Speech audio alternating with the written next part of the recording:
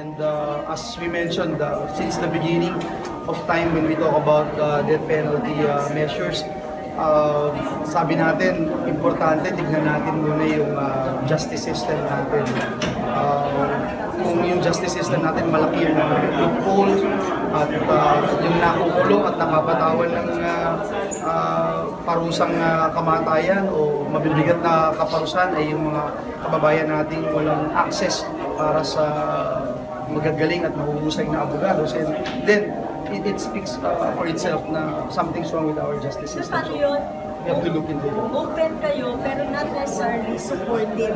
You know, I have said this several, many years ago na tayo ay in support of death penalty per se.